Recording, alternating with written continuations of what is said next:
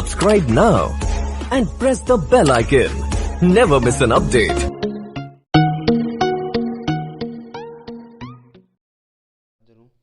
Engine को लेकर के साथ ही सबसे पहले हम जान लेते हैं कि इंजन क्या होता है।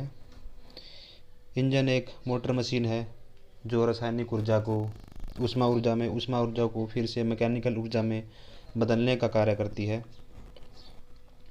और सबसे पहले मैं बता दूं कि आपको इंजन हमेशा आमतौर पर दो प्रकार के होते हैं जो हम इन्हें वर्गीकृत करते हैं स्टार्टिंग से।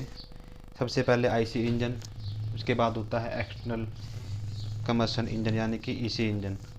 आईसी इंजन का मतलब होता है इंटरनल कम्बशन इंजन यानी कि आंतरिक दहन इंजन, और ईसी एक्सटर्नल कम्बशन यानी कि बाहरी दहन इंजन बोल सकते हैं हम इसे। जो ताप इंजन होते हैं वो दो प्रकार के होते हैं जिसमें आंतरिक दहन और बाह्य दहन इंजन आते हैं। ईंधन जलाकर गर्मी उत्पन्न करता है इंजन हमेशा, उसके बाद इस ऊष्मा को मैकेनिकल ऊर्जा में परिवर्तित करने का कार्य करता है। आइए हम एक एक करके जानते हैं कि इंजन का वर्गीकरण किस प्रकार दिया हुआ है। साथियों, मैं आपको बता दूं कि मैं इस वीडियो में सिर्फ बुक में दिया गया ही सिलेबस कवर करने का प्रयास करता हूं ताकि बच्चों को अधिक से अधिक समझ में आ जाए, वो अपने सिलेबस को पूरा कर सकें। साथियों, सबसे पहले हम बात करते हैं ऑटोमोबाइल इंजनों के वर्गीकरण के बारे में। जैसा कि आप बुक में देख पा रहे हैं, सबसे पहले दिया हुआ है ऑपरेशन साइकिल यानी कि कार्य चक्र।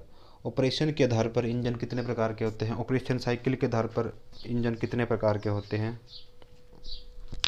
सबसे पहले इसमें है ऑटो साइकिल इंजन, जिसे हम पेट्रोल इंजन कह सकते हैं। दूसरा इसका प्रकार है डीजल साइकिल इंजन, जिसे हम डीजल इंजन कहते हैं। उसके बाद मैं बात करता हूँ स्ट्रोक संख्या प्रति साइकिल यानी कि स्ट्रोक संख्या के आधार पर इंजन का वर्गीकरण। इसमें दो प्रकार के इंजन होते हैं, 2 स्ट्रोक इंजन व 4 स्ट्रोक इंजन यानी कि 4 स्ट्रोक इंजन। जैसा कि आप जानते हैं कि इंजन दो प्रकार के होते हैं स्ट्रोक के आधार पर, जैसे कि पुराने व्हीकलों में यानी कि यामा या फिर चेतक बजाज में 2 स्ट्रोक का इंजन आता था, 2 स्ट्रोक का। अब जितने भी हम इंजन यूज़ करते हैं वो 4 स्ट्रोक के इंजन होते हैं आमतौर पर। उसके बाद मैं बात करता हूँ ईंधन प्रयोग के आधार पर, फ्यूल यूज के आधार पर इंजन कितने प्रकार के होते हैं।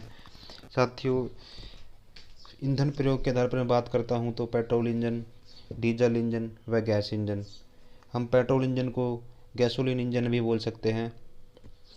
उसके बाद मैं बात करता हूं प्रज्वलन के आधार पर यानी कि कम्बशन के आधार पर या इग्निशन के आधार पर। इग्निशन के आधार पर इंजन दो प्रकार के होते हैं, जैसा कि आप बुक में देख पा रहे हैं पॉइंट 4 को नंबर 4 पे जो दिया गया है। इग्निशन के आधार पर इंजन दो प्रकार के होते हैं, स्पार्क इग्निशन इंजन यानी कि चिंगारी के द्वारा इग्निशन करने वाला इंजन, इसे हम एसआई इंजन भी कहते हैं यानी कि स्पार्क इग्निशन इंजन। एसआई का मतलब होता है स्पार्क इग्निशन इंजन। और दूसरा प्रकार होता है इसका कंप्रेशन इग्निशन इंजन यानी कि संपीड़न इग्निशन इंजन, इसको हम सीआई इंजन भी कहते हैं यानी कि कंप्रेशन इग्निशन इंजन। उसके बाद मैं 5वें पॉइंट पर चलता हूँ। सिलेंडरों की संख्या के आधार पर भी इंजन कई प्रकार के हो सकते हैं, जैसा कि आप देख पा रहे होंगे 1 cylinder engine, 2 cylinder engine, 3 cylinder engine, 4 cylinder engine, अतः 6 सिलेंडर इंजन व 8 सिलेंडर इंजन, 12 सिलेंडर इंजन व 16 सिलेंडर इंजन। सिलेंडरों की संख्या के आधार पर इंजन कई प्रकार के हो सकते हैं, जैसे कि आपने देखा होगा। उसके बाद मैं बात करता हूँ नंबर 6 पॉइंट की, तो सिलेंडरों की व्यवस्था के आधार पर कि जो सिलेंडर होते हैं उनको किस तरह से फिट किया जाता है व्हीकल के ऊपर, उनकी व्यवस्था किस प्रकार से, उनकी फिटिंग किस आधार पे है, वर्टिकल है या हॉरिजॉन्टल है। जैसा कि आप देख रहे हैं वर्टिकल इंजन। सबसे पहले वर्टिकल का मतलब होता है खड़ा हुआ यानी कि बिल्कुल सीधी चीज़ को हम वर्टिकल कह सकते हैं। जैसे कि प्यारे बच्चों, आप जानते होंगे होंडा के बाइक में जो इंजन लगा होता है वो वर्टिकल इंजन होता है, और स्प्लेंडर बाइक में जो इंजन होता है वो हॉरिजॉन्टल इंजन का प्रकार माना जाता है। सबसे पहले था वर्टिकल इंजन, उसके बाद है हॉरिजॉन्टल इंजन। जैसा कि मैंने बताया है कि जो बाइक में होता है जो क्षैतिज अवस्था में लगा होता है। उसके बाद करते हैं हम वी टाइप इंजन। साथियों, जैसे कि आपने वी टाइप इंजन देखे होंगे जिसके 2 सिलेंडर होते हैं जो वी शेप से आपस में जुड़े होते हैं, उन्हें वी टाइप इंजन बोल सकते हैं। उसके बाद अपोजिट सिलेंडर इंजन, विरोध सिलेंडर इंजन भी हो सकता है। उसके बाद रेडियल इंजन भी होता है। उसके बाद हम बात करते हैं 7 पॉइंट की, तो वाल्व अवस्था के आधार पर इंजन, वाल्व अरेंजमेंट के आधार पर इंजन कितने प्रकार के हो सकते हैं, जैसे कि एल हेड इंजन हो सकता है, उसके बाद है आई हेड इंजन, उसके बाद एफ हेड इंजन भी होता है वाल्व की व्यवस्था के आधार पर, उसके बाद टी हेड इंजन भी वाल्व व्यवस्था के आधार पर होता है। उसके बाद हम बात करते हैं नंबर 8 पॉइंट की, तो उसके बाद है कूलिंग के आधार पर इंजन, शीतलन के आधार पर इंजन। एयर कूल्ड इंजन हो सकता है पहला प्रकार, इसका दूसरा प्रकार है वाटर कूल्ड इंजन। साथ ही मैं आपको बता दूं कि एयर कूल्ड इंजन होता क्या है। एयर कूल्ड इंजन वो होता है जो एयर के माध्यम से ही इंजन जो कूल्ड होता है, हवा के माध्यम से ही जो इंजन ठंडा होता है, यानी कि अपने तापमान को मेंटेन करता है, उसे हम एयर कूल्ड इंजन कहते हैं। ये हमेशा बाइक में, आइसर ट्रैक्टर में देखने को मिलता है, जहाँ पे सिंगल सिलेंडर होता है, या फिर कम छोटे वाहनों में, या फिर कम कैपेसिटी वाले इंजन में ये देखने को मिलता है। उसके बाद हम बात करते हैं water cooled engine. Water cooled engine का मतलब होता है कि इसे वाटर या एक कूलेंट के द्वारा इसके तापमान को मेंटेन किया जाता है। उसके बाद हम चलते हैं नंबर 9 पे कि उसके बाद नंबर 9 के बाद बात करते हैं कि हम स्पीड यानी गति के आधार पर इंजन होते हैं। ये 3 प्रकार के हो सकते हैं, जैसे कि लो स्पीड इंजन होता है, उसके बाद होता है हाई स्पीड इंजन, उसके बाद मीडियम स्पीड इंजन। ये 3 प्रकार के इंजन होते हैं स्पीड के आधार पर। उसके बाद मैं बात करता हूँ नंबर 10 की, तो ईंधन इंजेक्शन की विधि के आधार पर इंजन, कि ईंधन है जो हमारा फ्यूल है वो इंजेक्शन किस प्रकार से होता है उसके अंदर, उसके आधार पर इंजन को भागों में बांटा गया है। जैसे कि पहले बात करता हूँ मैं कार्बोरेटर इंजन। जैसे कि आपने बाइक वगैरह में देखा होगा कि कार्बोरेटर इंजन का इस्तेमाल करते हैं। पहले हम कई कारों में भी इसका इस्तेमाल करते थे, लेकिन आजकल मॉडर्न इंजन आ चुके हैं, उन कार्बोरेटर की जगह पर हमने इंजेक्टर का यूज़ करना स्टार्ट कर दिया है। उसके बाद हम देखते हैं कार्बोरेटर इंजन। उसके बाद है एयर इंजेक्शन इंजन, यानी कि एयर इंजेक्शन इंजन भी एक इंजन का प्रकार है। उसके बाद एयरलेस या सॉलिड इंजेक्शन इंजन, साथियों एयरलेस और सॉलिड इंजेक्शन इंजन भी होता है। उसके बाद मैं बात करता हूँ नंबर 11 की, गवर्निंग करने की विधि के आधार पर इंजन, नियंत्रण करने की विधि के आधार पर इंजन के प्रकार। जैसा कि आपने गवर्नर को देखा होगा, गवर्नर क्या होता है, गवर्नर एक ऐसी विधि, ऐसा टूल, ऐसी यंत्र लगा होता है जो वाहन को नियंत्रण करता है, फ्यूल की, यानी कि फ्यूल को नियंत्रण करता है, वह गति को भी नियंत्रण करता है। ये कई इंजनों में गति को करता है, कई इंजनों में फ्यूल को भी कर सकता है ये नियंत्रण। इसके आधार पर भी इंजन 3 प्रकार के होते हैं।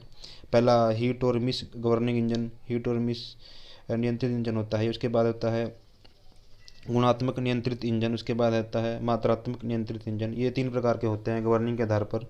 उसके बाद हम बात करते हैं नंबर 12 की, उपयोग के आधार पर। उपयोग के आधार पर इंजन होते हैं कई प्रकार के, जैसे कि stationary engine, automotive engine, locomotive engine.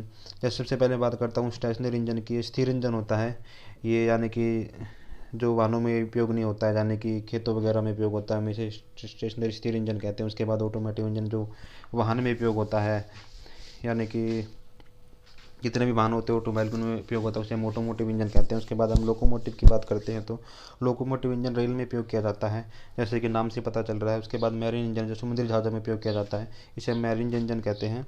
उसके बाद एयरक्राफ्ट इंजन जो विमानों में, हवाई विमानों में उपयोग किया जाता है, उसे हम मैरीन इंजन कहते हैं। एयरक्राफ्ट इंजन भी हम इसे एयरक्राफ्ट इंजन कहते हैं। उसके बाद हम बात करते हैं नंबर 13 की, विशेष प्रकार इंजन, यानी कि ये एक विशेष प्रकार के इंजन होते हैं, जैसे कि वेंकल इंजन। आपने इसके बारे में पढ़ा भी होगा पीछे, कई लोग जानते भी होंगे इसके बारे में, वेंकल इंजन क्या होता है। इसे वेंकल नाम के एक इंजीनियर ने विकसित किया था, जिसे हम वेंकल इंजन कहते हैं। इसके अंदर पिस्टन की जगह पे रोटर लगा होता है, जो रोटरी इंजन भी कह सकते हैं हम इसको। इसका दूसरा नाम रोटरी इंजन भी होता है, जो एक रोटर की तरह घूमता है और कार्य करता है। उसके बाद बात करता हूँ मैं दूसरा प्रकार, मोटर वाहन गैस टरबाइन। ये भी एक इंजन का प्रकार है। उसके बाद साथियों ये इंजन के वर्गीकरण था, हमने इनके बारे में पढ़ा। आगे मैं बढ़ते हुए बात करता हूँ कि जो इंजन के कुछ तकनीकी शब्द दिए गए हैं, इनके बारे में है साथियों हम अगली वीडियो में भी जानेंगे। इस वीडियो में केवल इतना ही। धन्यवाद। जय हिंद।